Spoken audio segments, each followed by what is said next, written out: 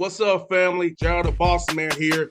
You're tuned into the Bossman Show on AM 1010, AM 1430, 1055 The King.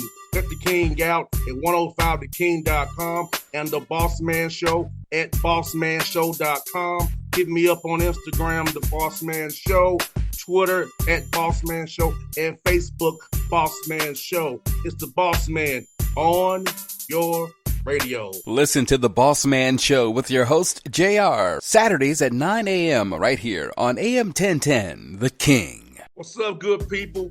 BetOnline is your number one source for all your betting needs. The latest odds, lines, and matchup reports for baseball, boxing, golf, and more. BetOnline continues to be the fastest and easiest way to place your wagers, including live betting and your favorite casino and card games available to play right from your phone. Head to the website or use your mobile device to sign up today and get in on the action. Remember to use your promo code BELIEVE, BLEAV, for your 50% welcome bonus on your first deposit. BetOnline, where the game starts.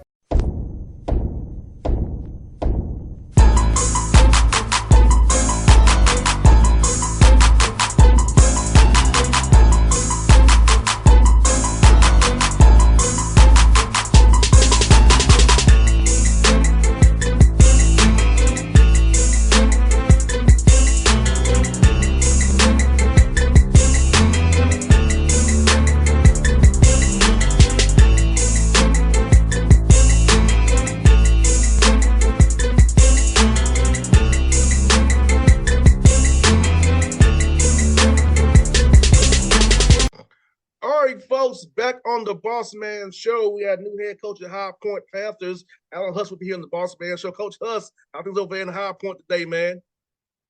Tell you what, it's always beautiful on this campus. Can't beat it. I hear that, man. So let me ask you, man, how's it been since you've been there? The reception from the fans, the people, the administration is accepting you very warmly. How's all that made you feel, man? Oh, I mean, people have really gone out of their way to make me feel not only welcome but supported. And that's what makes this place special. I feel like we will rally around this product as we build, and I think the fans will come to enjoy it. And once they get used to some different things, but no, we're excited. We're trying to capitalize on momentum right now, and we're ripping and running right now, moving towards the start of November. I hear that. And how are workouts been for you guys? I know this time of year, man, is where you build that chemistry with your players. They know who you are. They buy in. So how's it been having your guys around and see them get with their new teammates and kind of get ready to work and push with that goal of having a great year starting in November? Yeah, I mean, we got about 2/3 of the team here right now. We got a couple of guys doing national team stuff that are off playing, representing their countries right now, which is obviously an unbelievable experience, maybe better than anything you do in the world of basketball. So we're excited for those guys. Obviously, we wish they were here with us, but that representing your country is just a little different deal. Play with a little different level of passion, maybe. So we got about 2/3 of them here. Guys are they're learning new concepts. I think the order of the day right now is just trying not to let new concepts get in the way of playing hard and playing free. And so we're trying to strike that balance between getting some new concepts installed and some things that we're going to do a little differently than what most of them have done in the past. And just trying to blend some old with some new. We've got, we'll have 10 new guys on the team this year. And that's maybe the world of 2023 athletics at the NCAA. The transfer portal can take a few away, but it can give you a few back. And we're just trying to blend those guys in with the few that are remaining and try to build some culture all along the way. I hear that, man. And you know what, Coach Huss, I think it's very interesting you say that because, it's like NBA free agency almost. You see you go out there, replace the rosters, man, and we have 10 new guys, and they get all of them on the same page. So I do for this time of year is very important for that because you know how it is trying to build teams, man. They're not together. You can't win. Look at Denver Nuggets. Just we as watching the NBA Finals. Like you have guys like who played in the league a lot of minutes. Ish Smith, DeAndre Jordan, Reggie Jackson, Thomas Bryant are okay not playing. Michael Porter, a starter, says Coach should have replaced Christian Brown and let him play with me. So that selflessness of that team in Denver is a good example for your team and other teams as well. That hey, if you want to win, you have to be selfless at every point because it comes to this team what we're trying to do here, we're trying to accomplish as well. Yeah, I think to your first point, the free agency deal, I mean, that's largely what it is. I think even more difficult right now in the NCAA space as opposed to the NBA is the NBA's got a front office that kind of knows the terms of their contracts and knows when guys are going to potentially have to make decisions and figure out replacements, and they're working ahead. Whereas, the transfer portal thing happens really quickly and almost on a yearly basis. So it's maybe even a little bit more of a challenge. And of course, we don't have a front office to help us fix it. It's on the same staff that's coaching them up. So, we're tackling that. It's the same for us as it is for everyone else. So it's a new challenge and a new moving piece, but I think you're absolutely right. And I think it's interesting that you brought up the NBA finals throughout the course of the last couple of weeks. Daily, when we meet as a team and when we have time to talk, there's been lessons from each one of those games. I think you just said it. The number one lesson, the culture right now of both those teams, of both the toughness, the resiliency, the guys accepting roles with the Heat, got them to the NBA finals, and ultimately Denver did the exact same thing, but maybe with just a few more pieces than what Miami had. But it's amazing when the NBA is such a long season. Those guys are all playing with preseason games and playoff games. Those guys are playing 100+ games. And sometimes, they go through lulls where you don't see everything that we're teaching. But man, when that game came down to it, and it was win or go home, time to win an NBA championship. So many of the concepts we're trying to install with our guys they were so present in what was going on the floor in that absolute war of a fourth quarter in the deciding game there, game 5. It's amazing. It's amazing how every level from bitty ball to high school to college to the NBA to FIBA games represent your country. It's the same deal. It's the same things that win. It's culture, it's togetherness, it's unselfishness, and it's ultimately guys willing to turn down good to get great, and just guys willing to sacrifice and do things defensively that the other guy isn't willing to do. And I think that's what you saw in this series. So I love the NBA. Some college coaches don't. I think it's impossible for me as a basketball fan not to just find so much joy and just so much appreciation for the level of basketball, the skill players of those guys.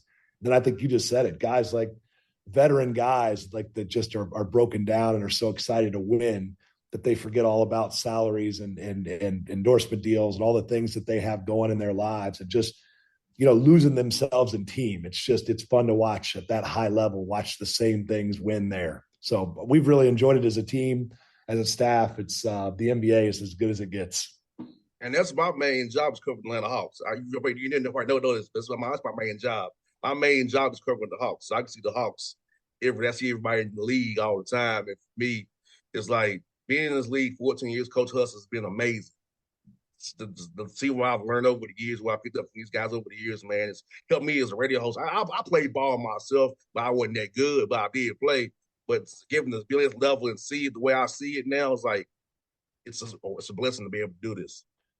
People that I hear it oftentimes criticized, but people that criticize it, to me, criticize it out of ignorance because there's no better level basketball in the world.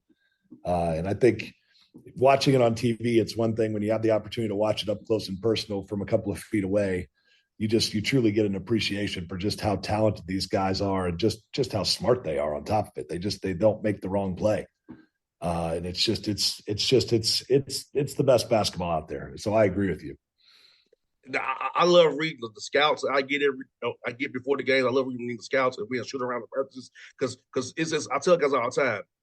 Each guy has a different concept. It's not just we're gonna play zone. Some guys are hard hits, some guys are rondo, some guys are curve, some guys you're gonna be up on. You're gonna show, or it's like it's really KYP, which is no personnel. As I tell guys all the time, like the level that you have to be smart, your IQ as a player is top of the line IQ smart. Well, I think when you start looking at NBA level scouting, the beautiful dynamic that's in play there is these guys have seen these other guys so many times. And so you have a coach leading or a team of scouting people, video personnel and scouting coaches and different people behind the bench personnel that help to present a scout. But these guys are so cerebral at that level and they're such professionals that they're adding as much to the scout on how to do things as oftentimes as the coaching staff is. And ultimately that's what we desire to do at the college level. We want to get experienced guys that that make that process of preparing for an opponent or preparing just what we do internally, really turn that process into a collaborative process. When it's dictator to pupil, it doesn't work quite the same as it does when it's collaborative. And when those guys feel like they're a part of it and they really have say, they buy in at a whole nother level. I think you really see that in the NBA and elite level college programs. They mirror that. You got that right. I'll ask you, Coach Huss, as you talk about the mental aspect of it. How much do you show your guys film in the summertime? I feel like watching that film in the summertime really helps a guy kind of see it. You kind of coach to it better about the pressure trying to win a game. How much do you balance showing them film with themselves on some synergy in the offseason that what you do during the year? That's a challenge a little bit in the summertime because as a coaching staff, we only get 4 hours a week of basketball related activities and they get some strength and conditioning time. So we try to really do most of it on the floor. Now, that being said, we got a large television, videos deal right on the side of our court. So right before we stretch every day, if we're kind of on whatever we're focused on, we'll watch probably 5 to 7 clips that hopefully help to kind of install or just to maybe just kind of reiterate a point we're trying to make within whatever the concept of the day is.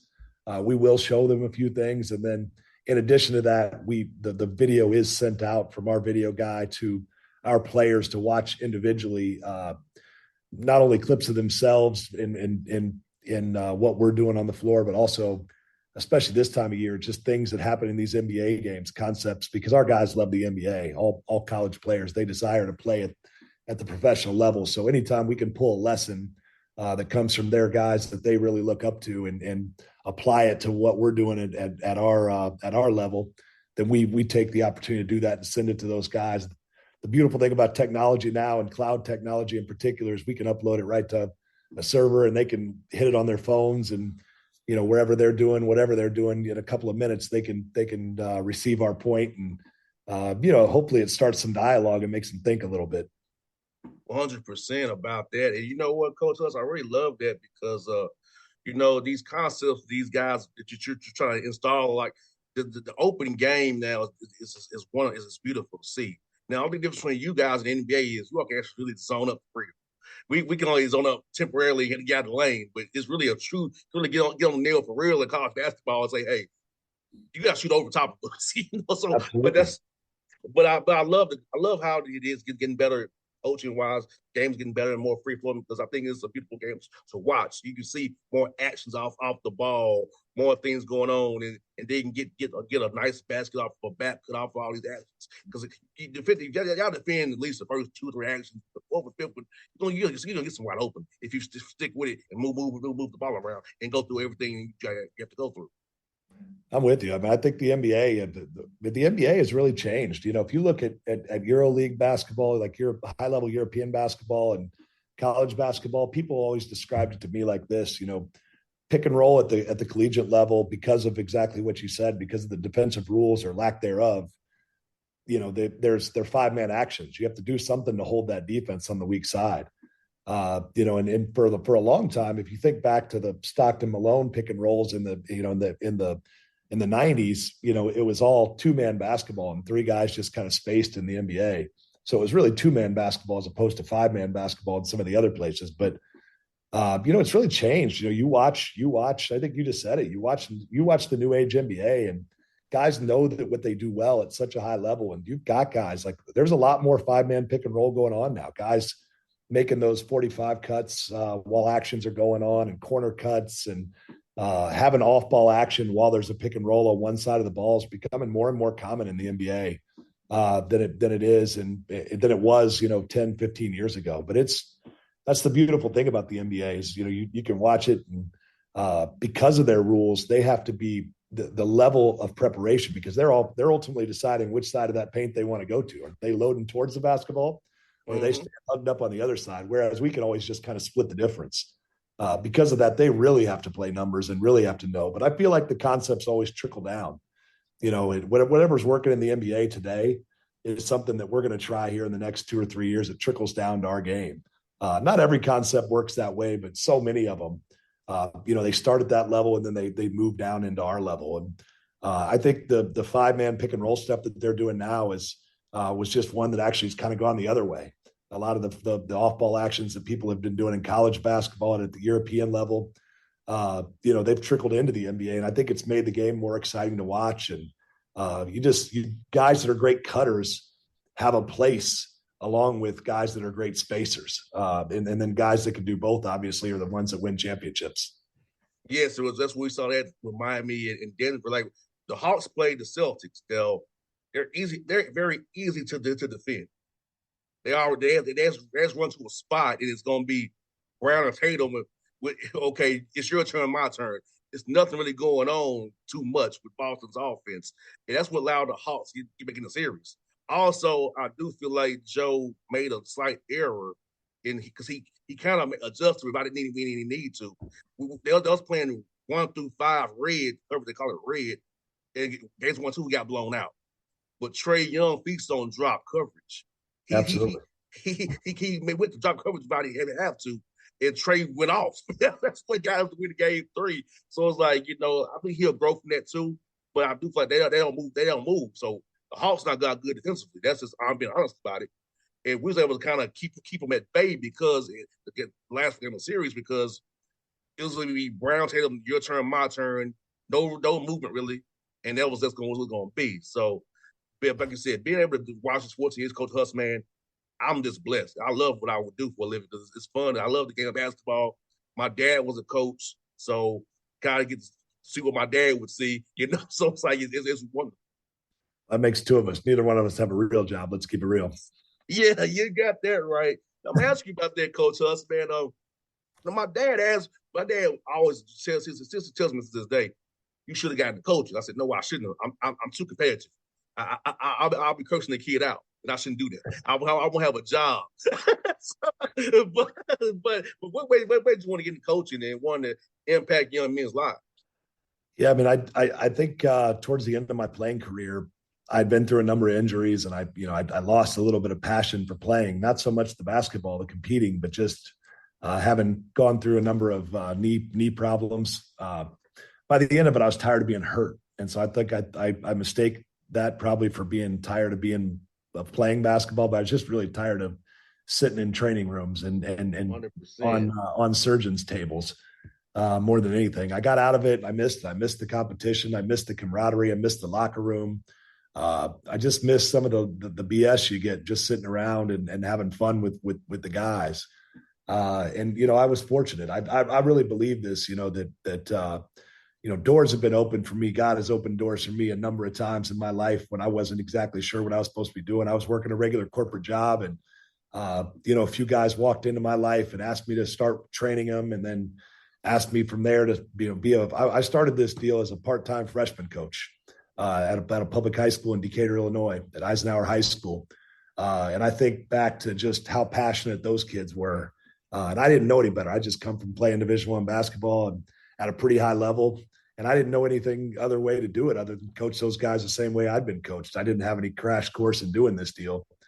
And I just remember how hard I coached those kids and how they responded and how hungry they were for it. And I said, man, there's something to this. And just every time I thought, it was just a hobby, a new door would open and a new opportunity would come, whether that was me going from, a high school freshman coach to a varsity coach to a prep school coach to a college assistant coach to an associate head coach. It's just every time I thought, I was kind of in the right place, something new just popped up, a new opportunity and more responsibility. And just, I think you just said it, more opportunity to impact young people and help them understand things. And I say this a lot, I was a really average player at the level I played. Some of my teammates might even tell you I was below average, depending on who you talk to. But, I think my ability to connect with the average player, because you only have a couple of superstars. Some superstars are just wired differently than everyone else. But I think the fact that I'm wired a little bit more like the center of the team has allowed me over the years to connect with everyone rather than just the couple of guys that really excel. And I think I have an appreciation for guys that, and what they're feeling, what they're going through, the fact that they have other stuff going on. And I think I've got an ability to connect with that guy, anywhere from the third best to the 13th best player on the roster. I feel like I can connect with those guys because I was one of those guys. And fortunately for me, I was one of those guys that found the floor and, had good timing. And so I just, I love impacting those guys. It's easy to impact the superstars. I love impacting those guys that could go either way, and trying to get them to come just a little more towards the team and buy into a role maybe that they don't want to buy into. And to me, that's the fun in this whole thing. That's the piece where you really get, you feel like you're making a difference because, those superstar guys, like no matter what, those guys are going to be just fine. Like no matter who's coaching them, they're going to be fine. They're going to find their way. They're going to get the attention they need. It's how are you going to impact 3 through 13 at our level? And I feel like for whatever reason, I've been able to be able to connect with those guys over the years. 100%, Coach. It's all about serving others. That's why I do about my radio show because I feel like a lot of times guys don't talk to you all unless something bad happens. I feel like I want to talk to you because I want to talk to you. That's something about me, Coach. I'm not transactional. Now I'll tell you a quick little story. At Lake Point here in Atlanta last year, one of the insiders was upset with me because I had 8 coaches just talking to me, smiling, having a good time. No pressure. Because when you text them, you want information. I text them because, hey, have a great win tonight. Because I'm a real individual. I'm not trying to get some out of the guy. I'm doing this to serve others and just be a true supporter and a friend. You're here to get info to tweet out. That's why I told the insider guy. He was so mad at me because the coach wouldn't talk. They wouldn't talk to him. They started talking to me at Lake Point last year.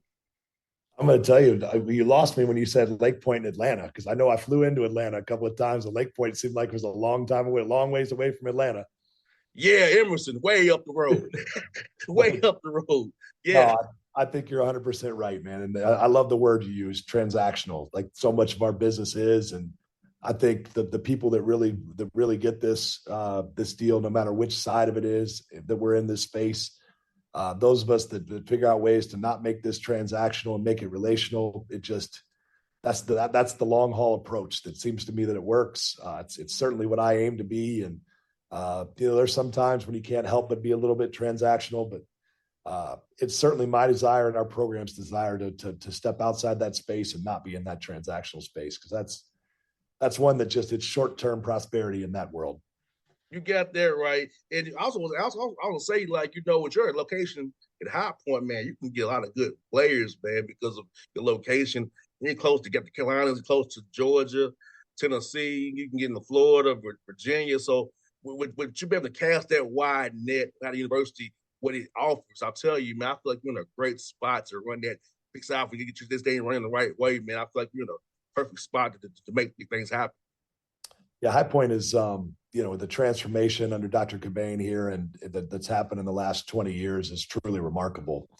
From High Point College to High Point University, the campus has grown, the opportunities here have grown, and it's just any way you look at this place, it's truly dynamic. There's excellence everywhere, and I think you just said it. When you look at the surrounding communities, the amount of the access to high level basketball and high level basketball people. And I think the interesting thing and what I've learned as I've gotten down here is, I knew basketball. I knew that North Carolina was the hoop state. I'd heard that before. I spent, a decade of my life in Indiana. They might refute that a little bit, but the combination that's irrefutable here, the combination of basketball player, basketball coaching, basketball IQ in the state of North Carolina is really it's been almost mind numbing to me. Like I think there's other places that've got great coaching. I think there's other places that have got great talent. I think there's other places where the players are really smart, but I think the way that North Carolina combines all those things, with a passionate, both high school and college basketball fan base, from the high majors down to the low majors, and everything in between. Even in North Carolina, is a great network of Division IIs also. It's just it really truly is the hoop state for all the aforementioned reasons. And that's probably what I didn't appreciate. I didn't appreciate. I'd seen the players because I was an AAU coach. I was a prep school coach, so I know players that come from places. I'd coached against team loaded over the years on the Adidas side and had seen some of these Nike teams over the years recruiting them and Under Armour teams. So I knew there were really good players here. I probably underappreciated the IQ and the coaching and the infrastructure that made those players. And that's been what's been interesting since I've gotten here. And I think you just said it. Our job is to build our brand because I believe our university sells itself once we get people here. It's just our deal is this: we gotta have an exciting basketball product that gets people excited about High Point basketball the same way they are excited about High Point University and our beautiful campus. 100%, and I'm with you there. That's what I got for you, Coach. Is this, man? What's been your favorite spot to eat so far since you've been at High Point? I don't know if I got, man. There's so many good places. I don't know if I can limit it to one. There's a barbecue place right down the road here, Sweet Old Bill's, that I've probably had the most. I've had the most opportunities to eat there. So maybe they win just because I think I've tried the whole menu at this point. I'm getting used to it. I grew up in Kansas City, and the barbecue tastes a little different there, the sauce. But man, this North Carolina barbecue is something else. I'm all about it. They won me over quickly. I don't want my Kansas City folks to hear this and disown me. And I'm not saying I don't like my Kansas City barbecue the same, but this North Carolina barbecue is really good in its own right. And I aim to try many other places here as time continues to pass, and I got more time to be down here because I love barbecue. Same here, Coach. I can eat barbecue every day of the week. I can do that. I love me some barbecue. I was in KC for the NFL draft. It was really fun. I enjoyed myself. Barbecue there? I did. What was the spot? It was catered. Okay. It was the media. It was catered for the media. So I was like, I just ate it, man. I was like, it was good. So I have to get back there again, man. I enjoy KC. Now, are you a big Chiefs fan? Huge Chiefs fan. You all have a prime time quarterback, man. I think you'll win some more championships with that guy you got. I tell you what, I was heartbroken when they lost Tyreek Hill because I think he's the most exciting player in the NFL, not named Pat Mahomes.